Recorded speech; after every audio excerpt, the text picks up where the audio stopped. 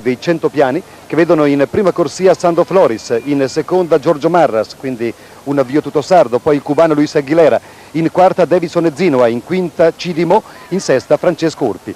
C'è stato un duello recentemente Zinua-Imo, vinto dal secondo, lo stagionale per Zinua 10-12, Imo 10-10.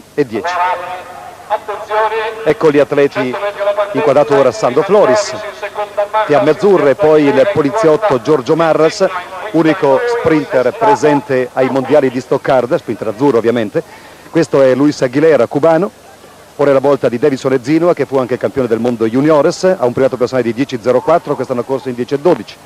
Dopo l'atleta della Larios di Madrid, ecco Cidimo, lo ricordiamo ultimamente tesserato per la Pro Patria di Milano, poi il nigeriano che vanta un primato di 10 netti, quest'anno corso in 10.10 ed infine completa lo schieramento Francesco Urpi in sesta corsia, personale, stagionale ed assoluto 10.57.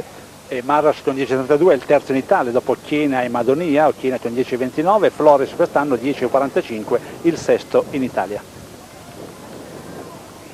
Atleti agli ordini dello start. C'è un vento che ora spira contrario alla direzione dei corridori, valido l'avvio. Aguilera, poi esce Zinua e Zinua chiaramente al comando, rivincita su Imo e Zinua Imo e poi Marras in seconda, tempo 10.34, una valutazione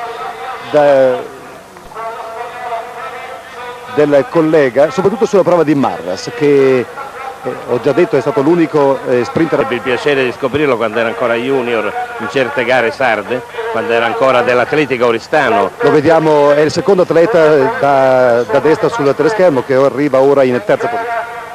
Diciamo che Marras forse ha bisogno di maturare da un punto di vista proprio caratteriale e il sistema per raggiungere questa maturazione migliore è indiscutibilmente quello di partecipare a grosse gare come possono essere questi meeting senza l'enorme responsabilità di essere magari l'unico rappresentante della scuola velocistica italiana che ha sempre un certo pregio,